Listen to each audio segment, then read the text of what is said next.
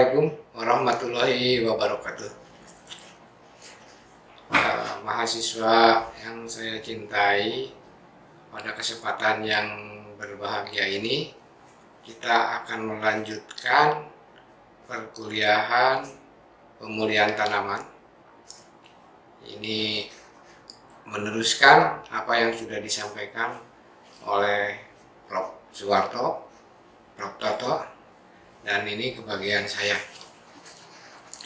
Baiklah, pada kesempatan kali ini saya akan menyampaikan tentang peningkatan keragaman genetik. Jadi peningkatan keragaman genetik ini menjadi satu upaya dari pemulihan tanaman agar kita bisa melakukan seleksi. Flashback ke belakang bahwa ragam genetik menjadi hal yang penting di dalam kemajuan pemulihan tanaman. Tanpa ragam kita tidak akan bisa apa-apa. Ya, pada kesempatan ini saya akan menyampaikan yang pertama adalah hibridisasi, mutasi, dan ploidisasi. Baiklah, saya akan menyampaikan yang pertama adalah hibridisasi. Hibridisasi itu apa? Adalah penyerbukan silang antara tetua yang berbeda susunan genetiknya. Jadi perkawinan. Tujuan utama hibridisasi adalah menggabungkan semua karakter baik ke dalam satu genetik baru. Jadi semua karakter yang baik kita kumpulkan di dalam satu genetik baru. Tujuan berikutnya adalah memperluas ragam genetik. Tadi saya sudah katakan bahwa ragam menjadi hal yang utama di dalam pemulihan tanaman. Yang berikutnya adalah memanfaatkan vigor hibrid. Ya, vigor hibrid. Jadi keuntungan hibrida. Dan berikutnya adalah menguji potensi tetua. Itu biasanya dilakukan uji keturunan untuk mengetahui bagaimana potensi itu kalau kita silatkan.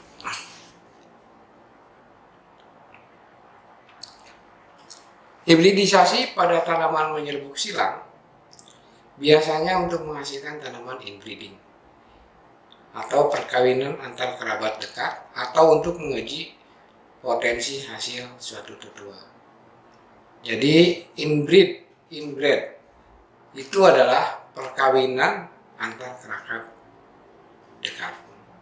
Jadi pada penyerbukan silang ini akan menghasilkan inbreeding atau menghasilkan inbred. Kemudian hibridisasi pada tanaman menyerbuk sendiri merupakan langkah pertama di dalam program pemeliharaan.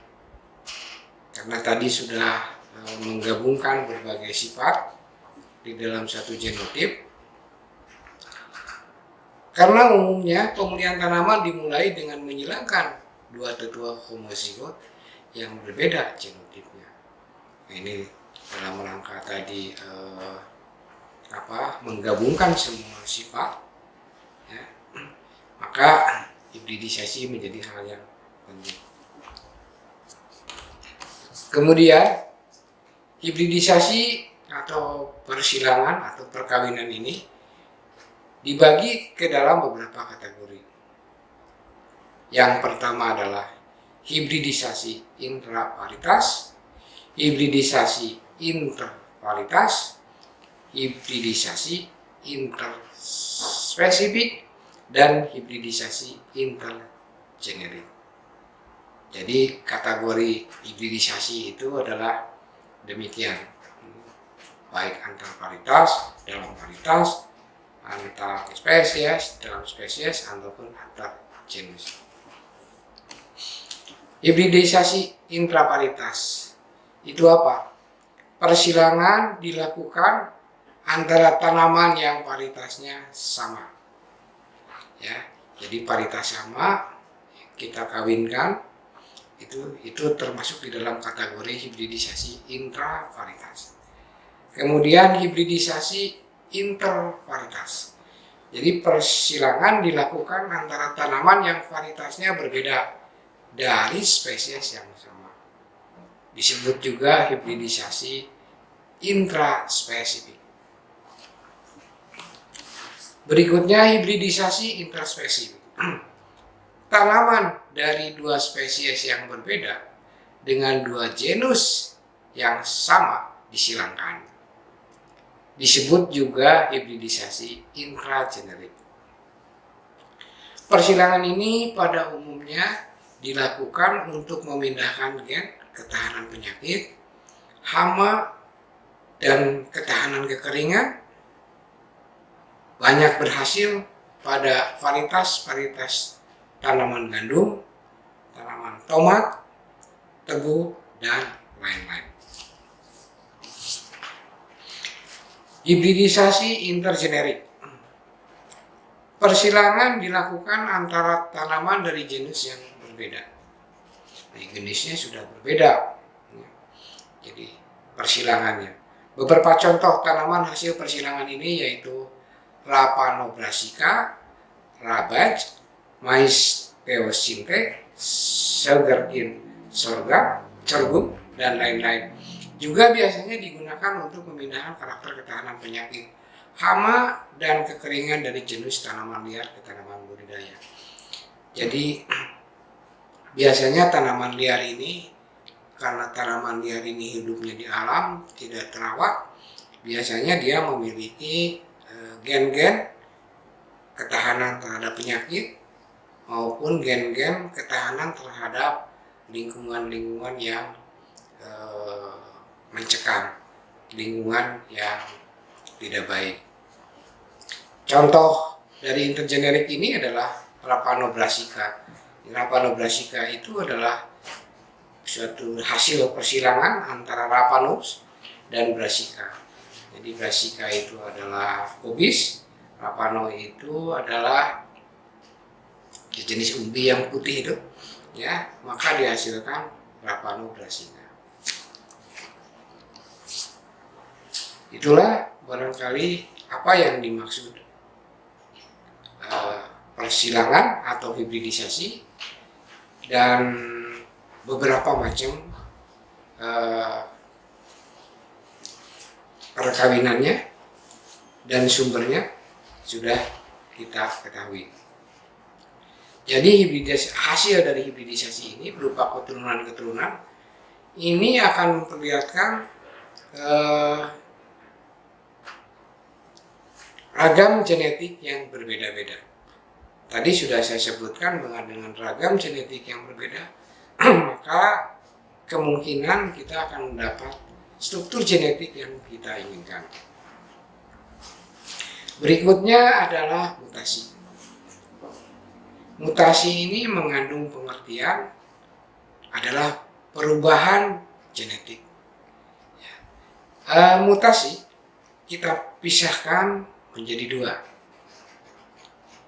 Mutasi dalam arti sempit dan mutasi dalam arti yang luas. Arti yang sempit itu apa? Yaitu perubahan pada pasangan-pasangan basa DNA. Ini sering dikenal dengan istilah point mutation atau mutasi titik atau mutasi nokta. Jadi terjadi hanya pada pasangan-pasangan basa DNA. Pasangan DNA ini adalah gen yang kita maksudkan. Yang berikutnya adalah mutasi dalam arti yang luas.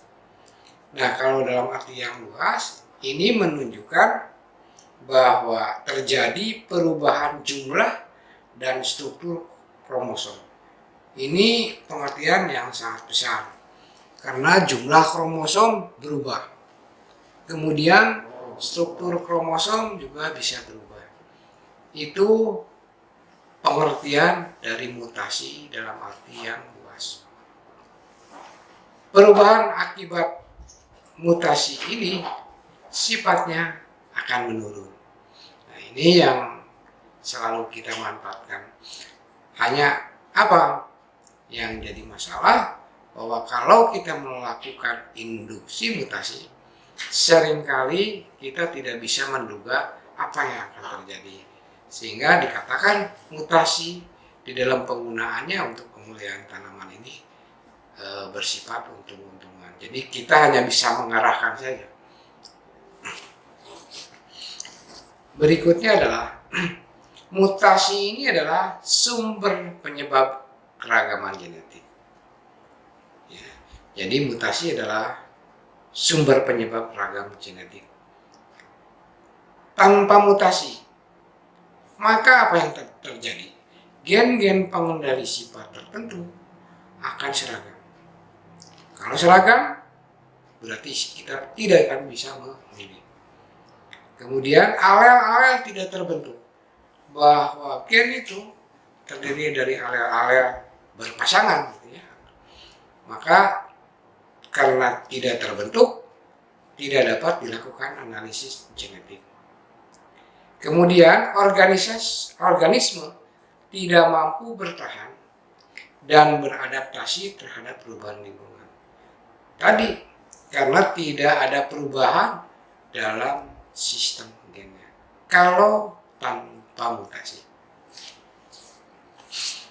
Penyebab mutasi ini bisa spontan, bisa juga buatan, jadi kita induksi. Kalau yang spontan biasanya terjadi di alam.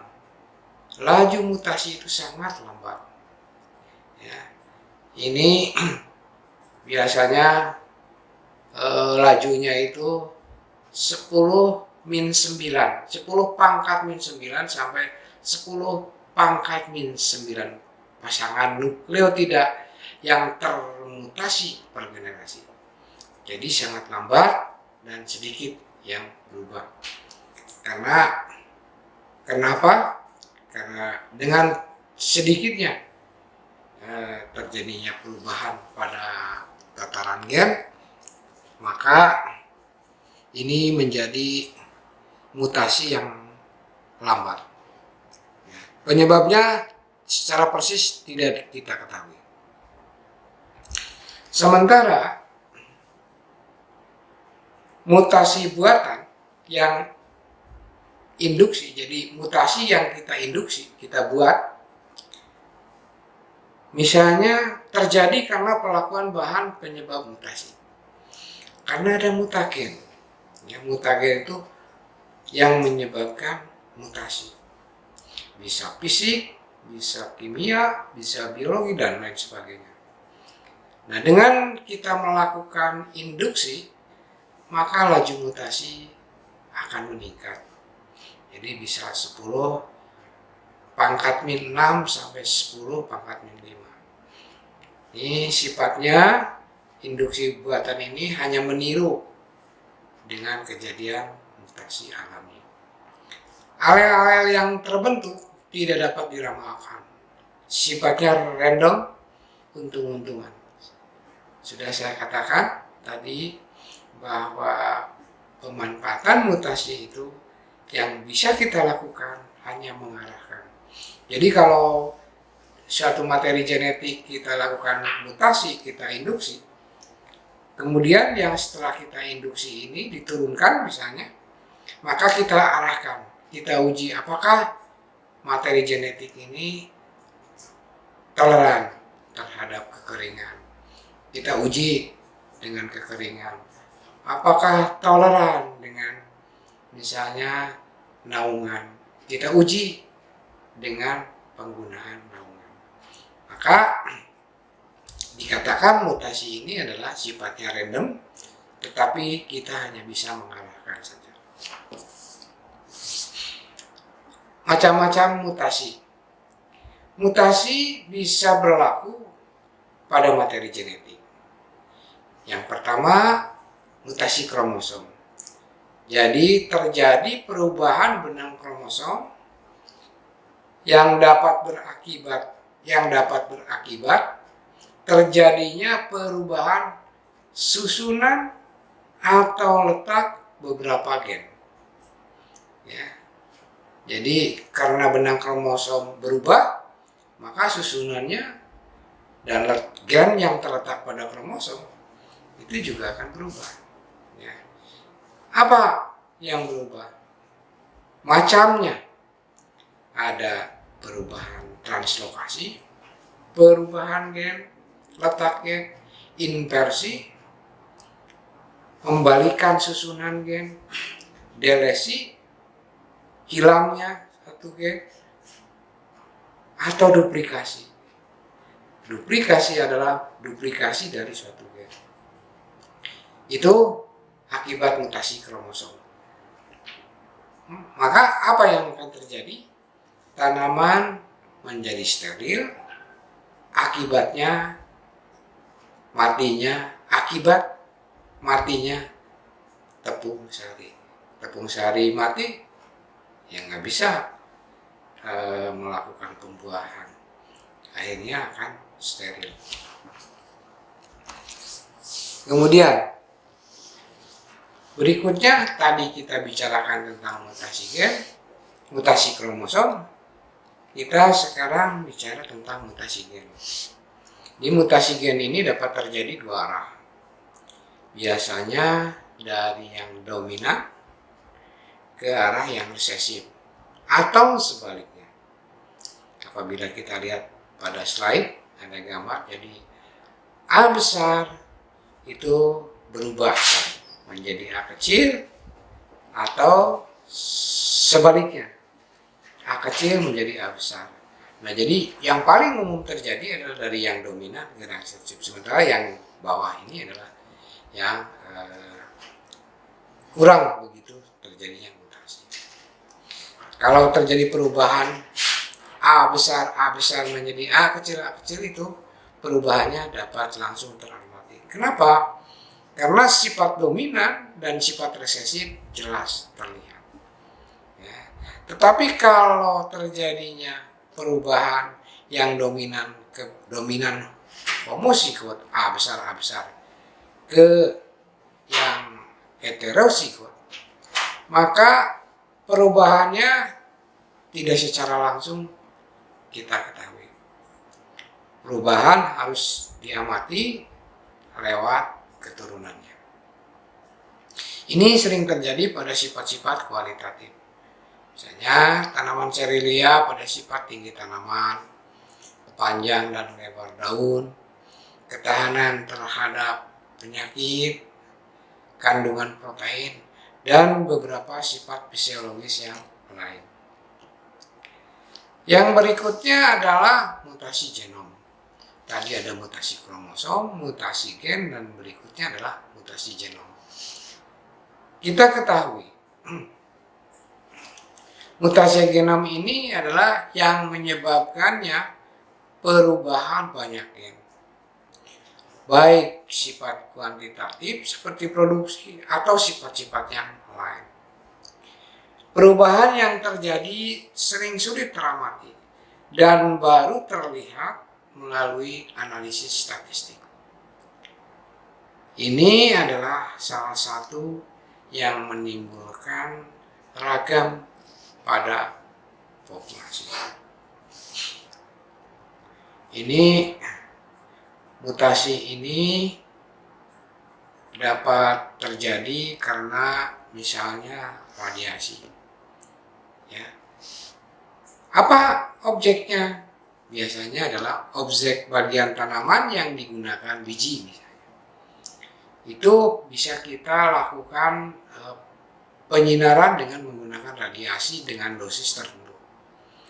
Tepung sari, stek, tunas, dan ini adalah menyebabkan terjadinya perubahan genetik. Tiap bagian tanaman memiliki radiosensitivitas berbeda.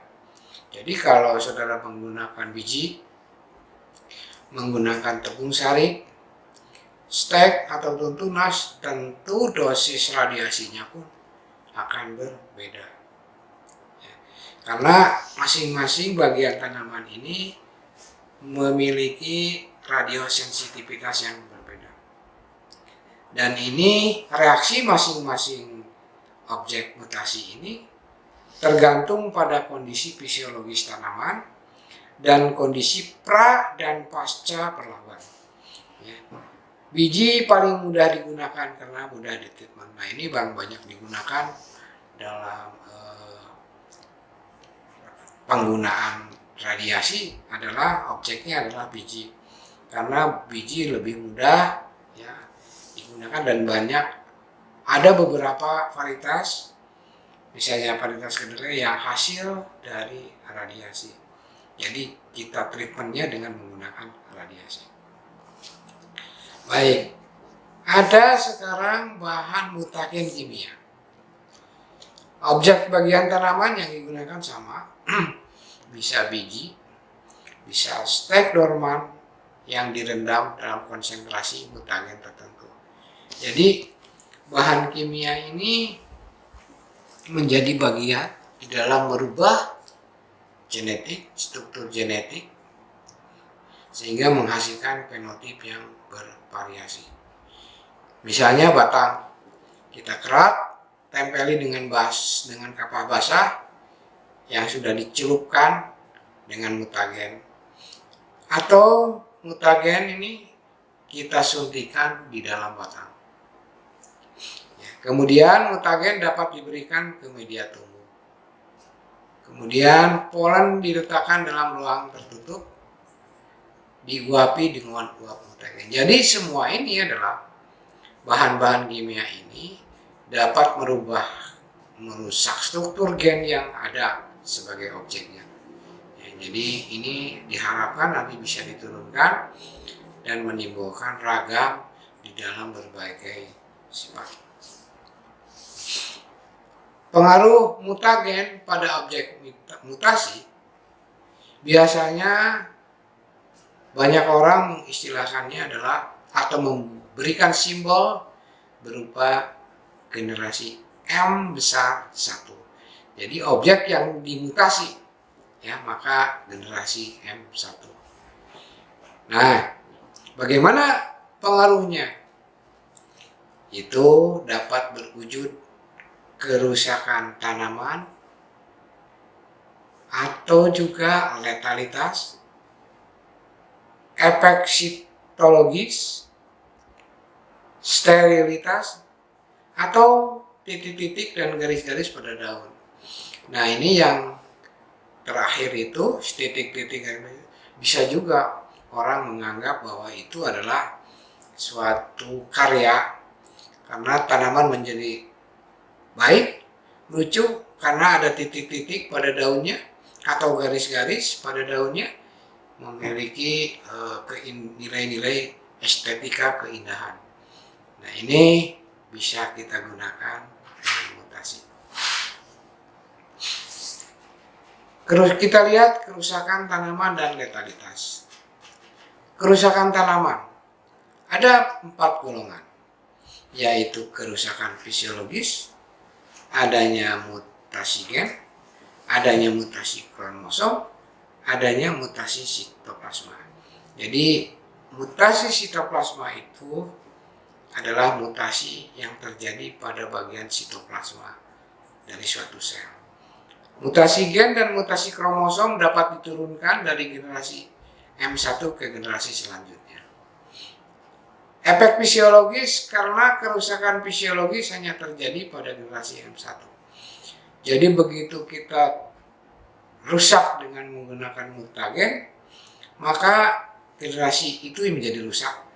Dan besar harapannya pada keturunannya terjadi perubahan sifat atau perubahan fisiologis dari suatu tanaman. Besarnya kerusakan tergantung pada dosis mutagen. Semakin tinggi dosis mutagen, maka objek yang dirusak akan semakin besar. Ya, oleh karena itu kita tidak menginginkan penggunaan mutagen ini akan menyebabkan kerusakan yang sangat besar. Karena kalau sudah sangat besar maka tanaman akan mati. Namun kalau dengan menggunakan dosis yang tepat maka itu ada peluang perubahan struktur yang berefek kepada penampilan atau fenotip tanaman.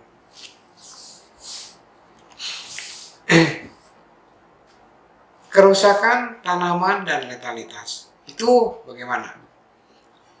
Pada generasi M1 dan P1 sulit memisahkan perubahan penampilan tanaman akibat pengaruh fisiologis atau pengaruh genetis. Mutasi belum dapat teramati pada generasi M1 dan P1 kecuali ada penduga khusus atau yang dimutasi gamet haploid. Nah, jadi kita belum bisa melihat apa yang akan terjadi pada M1.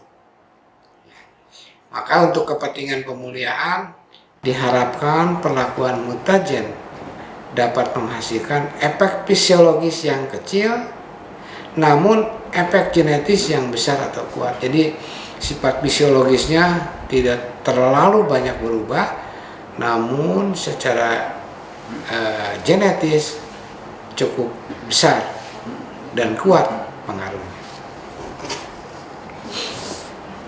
Efek sitologis dapat teramati dengan mikroskop.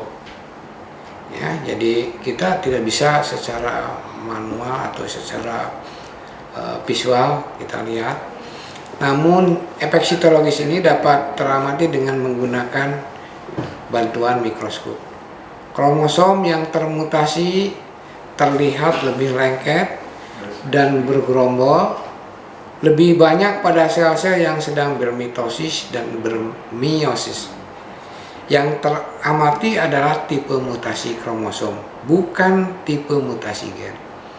Karena kalau penggunaan mikroskop itu kan kita untuk penggunaan mikroskop biasa itu hanya bisa mengamati perilaku kromosom. Pada level molekuler, mutasi terjadi karena modifikasi pasangan nukleotida di dalam DNA. Jadi pasangan nukleotidanya ini yang bermodifikasi. Mutasi gen biasanya berhubungan dengan sterilitas dan letalitas. Jadi segregasi mutasi gen biasanya mengikuti rasio tipe monogenik. 3:1 ini adalah pendekatan Mendel ya, 3:1 dan segregasi yang dihasilkan dari mutasi. Sterilitas itu steril dalam pengertian seperti itu, jadi tidak dapat menghasilkan keturunan, itu dikatakan steril. Penggunaan mutagen dosisnya tinggi ini dapat mengakibatkan sterilitas yang tinggi. Tanaman M1 menghasilkan jumlah tanaman M2 yang tereduksi, jadi sudah mulai berkurang. Mengapa? Karena sterilitasnya sangat tinggi. Sterilitas tinggi, maka gamet tidak berfungsi. Sterilitas terjadi karena abrasi kromosom. Abrasi kromosom itu adalah mutasi besar yang meliputi perubahan kromosom dan memiliki efek fisiologis. Abrasi kromosom merupakan penyebab utama sterilitas ketimbang tadi mutasi titik. Ya, jadi abrasi ini perubahan besar pada kromosom. Ini adalah hal utama yang menyebabkan terjadinya sterilitas. Nah, tadi salah satu akibat yang lain adalah adanya titik-titik dan garis-garis. Munculnya titik-titik dan garis-garis pada daun ini sangat berhubungan dengan reaksi mutagenik pada mutasi klorofil tanaman M2. Ini pada Albinia, Santa Corina, dan Piridae. Nah, ini seringkali orang memanfaatkan mutasi ini yang menyebabkan titik-titik garis malah menjadi satu hal yang sangat baik. Mengapa? Karena ini kaitannya dengan estetika. Jadi tanaman memiliki titik-titik dan garis-garis menjadi unik jadinya. Baik, berikutnya kita akan bicara tentang ploidisasi. Kita ingat bahwa ploidisasi adalah perubahan jumlah ploidi. Ploidi itu apa? Ploidi itu adalah sejumlah genom atau genom di mana jumlah genom ini memiliki jumlah kromosom dasar. Ploid, maka ada istilah diploid, haploid. Jadi haploid itu kumpulan kromosom, ya. Kalau ada dua berpasangan kan masing-masing, maka dikatakan diploid. Kita istilahkan lagi, genom ini adalah jumlah kromosom dasar. Jumlah kromosom dasar setiap genom itu sering disebut sebagai X. Apa itu X? X adalah jumlah kromosom dasar setiap genom. Bisa jumlahnya bisa 5, bisa 10, bisa 20, bisa 15 dan lain sebagainya. Sementara N memberikan informasi kepada kita bahwa sel tersebut berasal dari hasil pembelahan meiosis atau gamet. N menunjukkan bahwa jumlah gen di dalam gamet.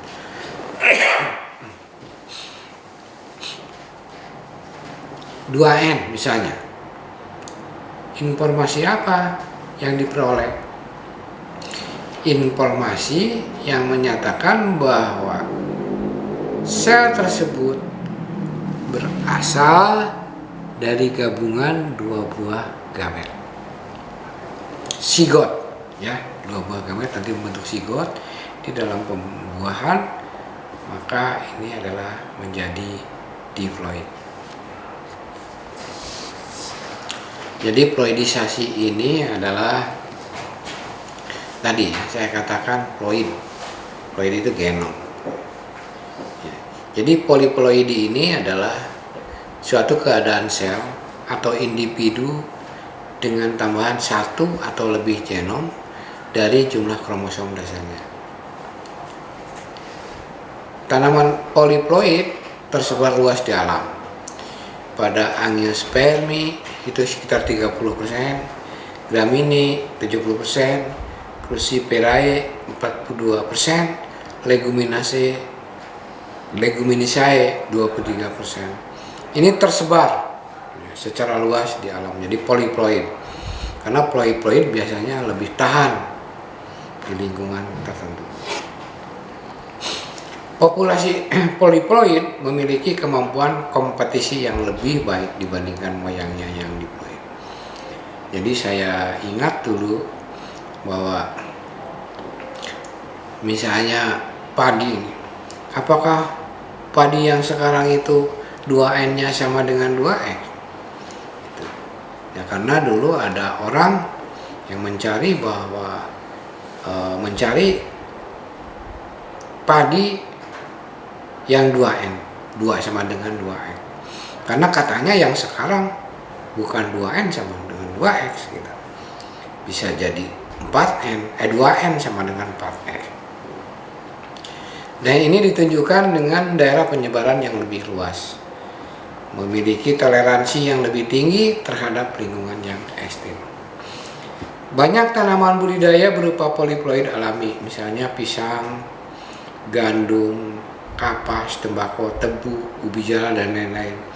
Tadi saya katakan bahwa memiliki kemampuan kompetisi yang lebih baik. Kebanyakan tanaman poliploid adalah allopoliploid dan menyerbuk sendiri. Jadi nanti kita bicarakan tentang ada allopolyploid dan autopolyploid. Cuma tanaman polyploid budidaya itu adalah ya lebih banyak ketimbang yang liarnya.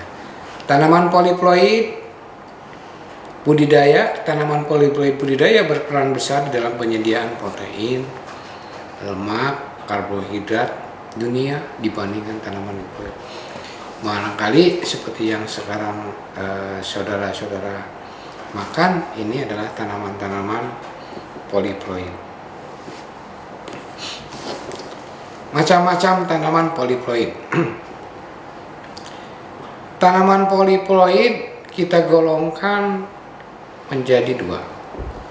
Yang pertama adalah autopolyploid dan yang berikutnya adalah allopolyploid. Apa itu autopolyploid? Yaitu suatu organisme yang memiliki lebih dari satu pasang kromosom. Jadi kromosom itu kan selalu berpasangan, di mana pasangannya benang kromosomnya itu homolog. Jadi homolog itu sama, bentuknya sama, selalu berpasangan. Contoh genomnya untuk haploid adalah X. Sementara A kecil ada dua tuh, disebut diploid atau 2X.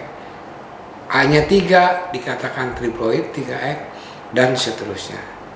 Ini diperoleh dari penggandaan kromosom langsung satu tanaman. Jadi kalau A besar kita gandakan, berarti A-nya menjadi 4. Nah, itu penggandaan. Nah, ini dikategorikan sebagai tanaman autopolyploid.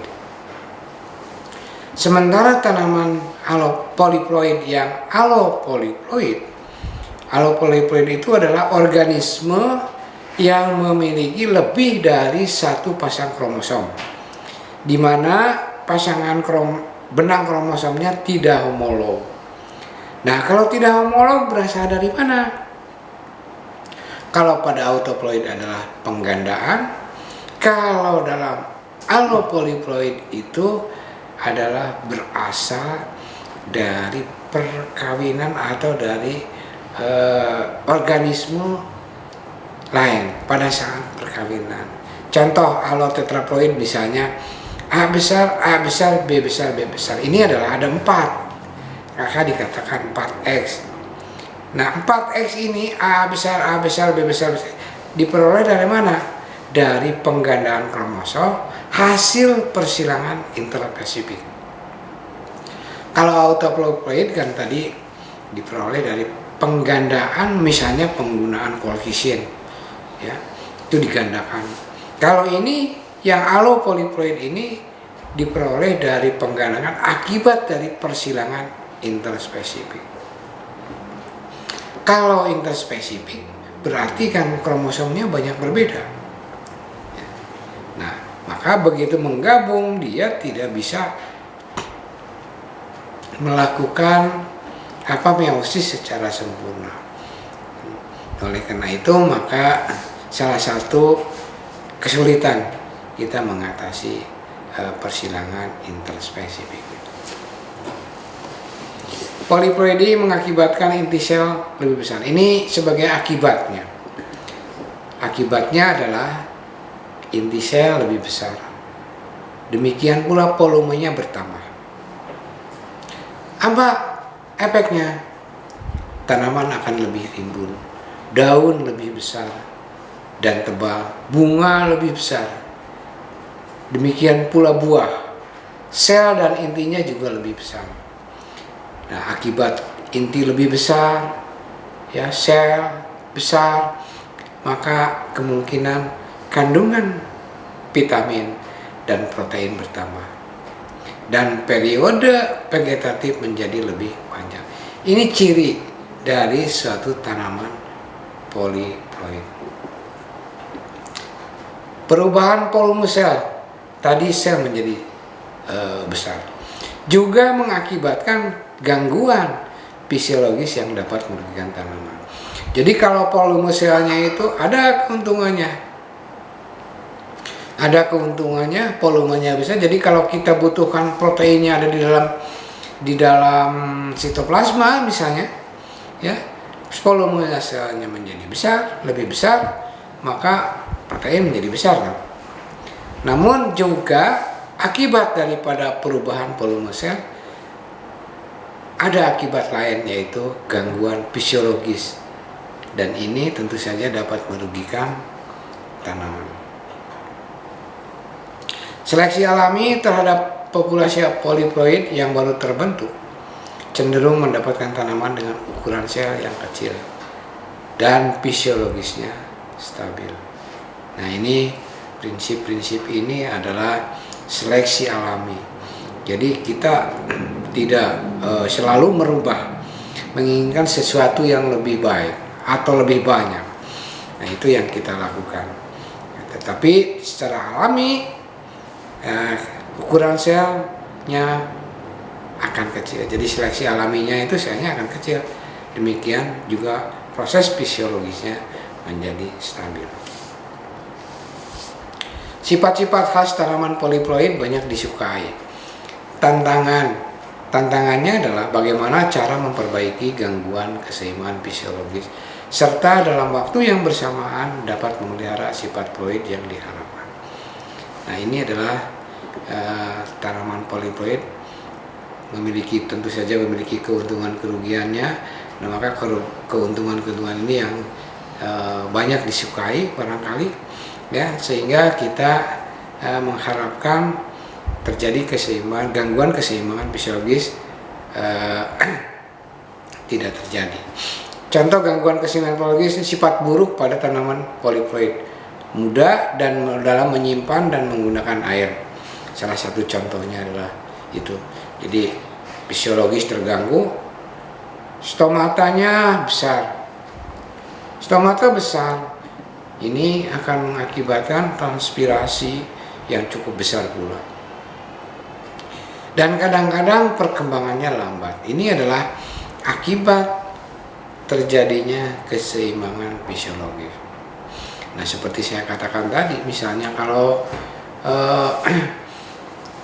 kita menginginkan protein yang ada di dalam sitoplasma misalnya meningkat, kita tingkatkan ploidisasinya, meningkat proteinnya. Tapi apakah kita terus tingkatkan ploidinya? Misalnya 4x tadi menjadi 8x, menjadi 12x barangkali, menjadi 15x dan seterusnya barangkali, atau gimana? Ini tidak bisa kita lakukan. Kenapa? Karena ada batas-batas toleransi, ya, batas-batas toleransi jumlah genom yang ada di dalam satu sel. Jadi sampai batas tertentu itu bisa terjadi. Jadi jumlah n-nya atau jumlah x-nya.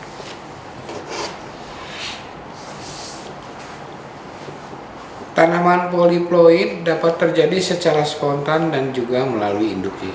Spontan ini apa? Apa yang akibatnya? Yaitu kegagalan mitosis selama megasporogenesis. Apa itu megasporogenesis? Itu adalah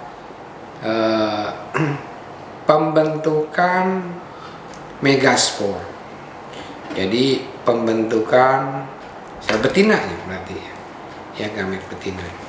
Jadi kegagalan kromosom untuk memisah pada saat fase anafase pada meiosis, gagal memisah, ya. Nah, ini sering terjadi karena spontan. Maka dikatakan sebagai mutasi somatik yang alami. Sementara yang induksi bisa dilakukan juga karena apa? Adanya kejutan temperatur, kemudian juga perlakuan dan lain sebagainya. Ini adalah salah satu yang menyebabkan terjadinya poliploid.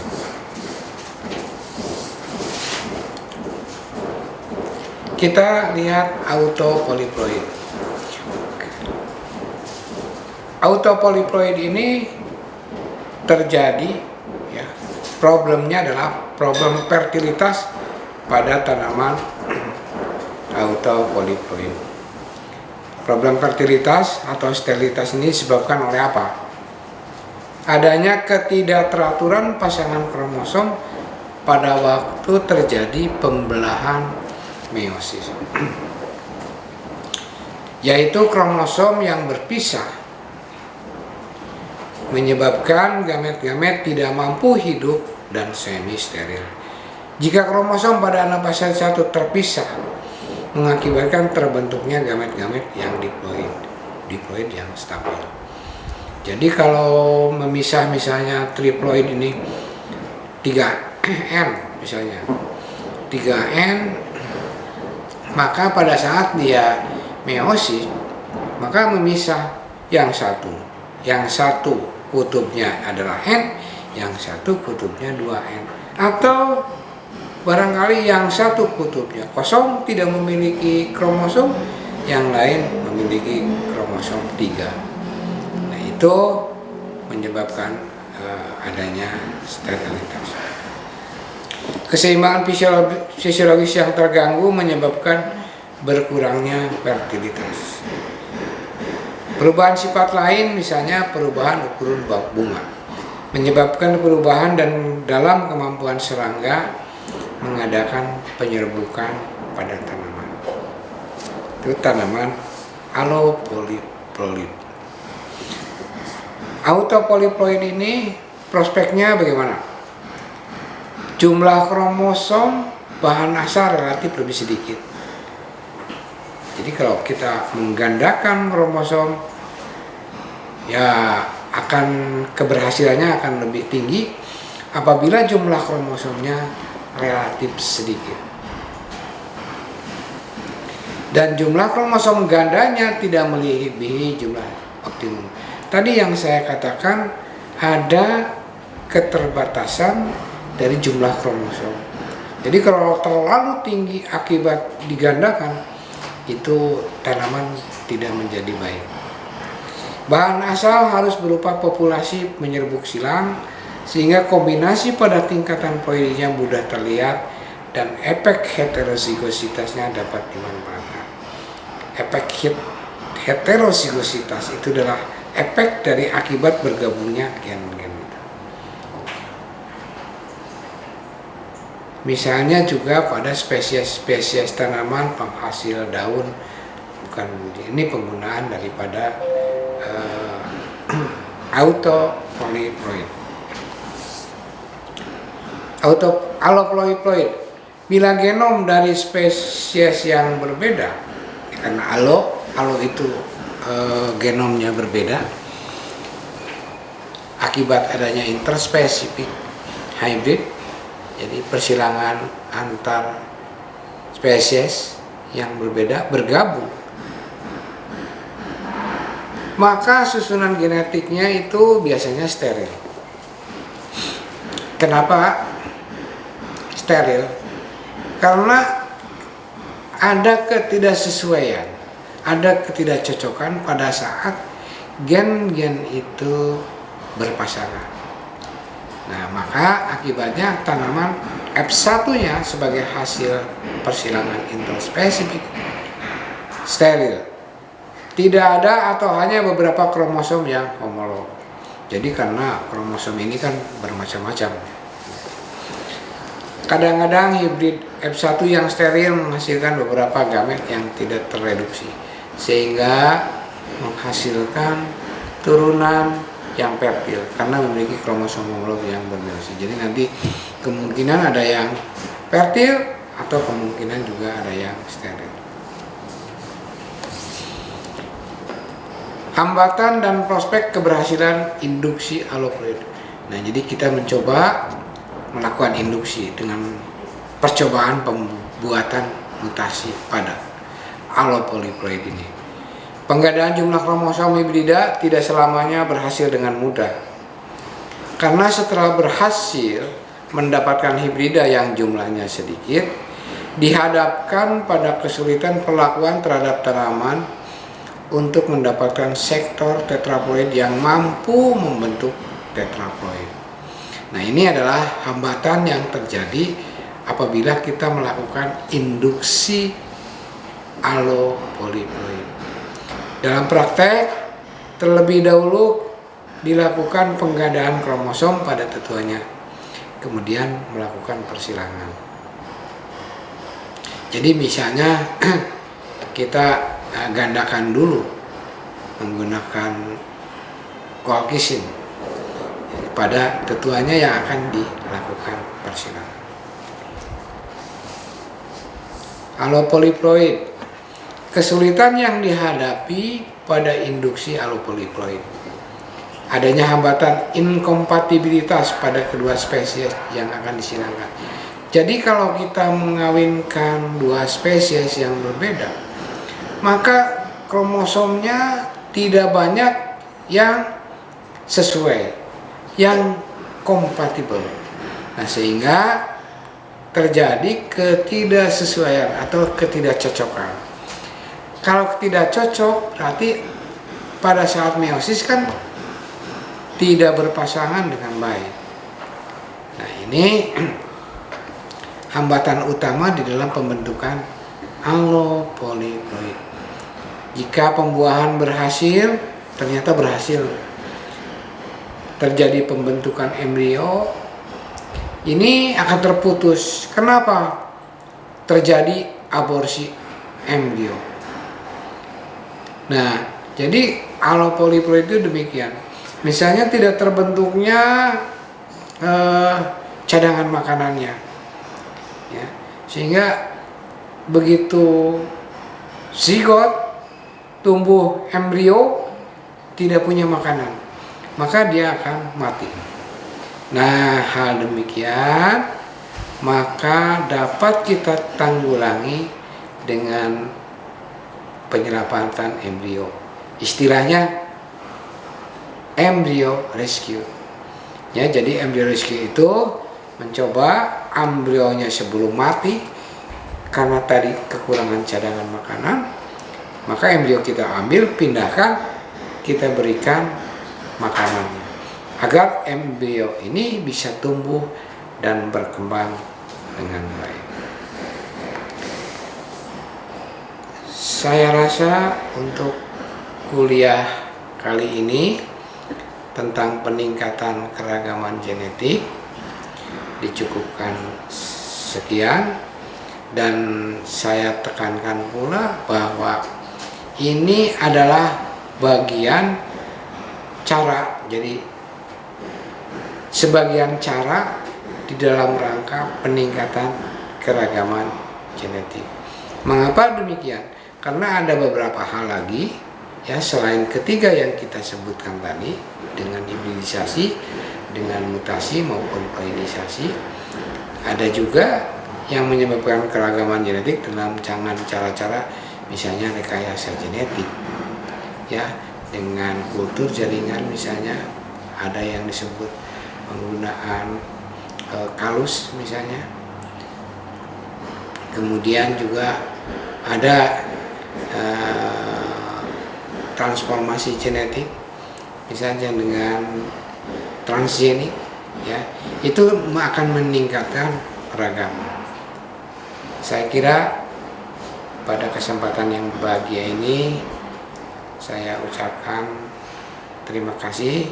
Mudah-mudahan yang sesedikit ini bisa bermanfaat bagi kita semua. Saya kira kuliah kali ini kita cukupkan sekian. Terima kasih. Assalamualaikum warahmatullahi wabarakatuh.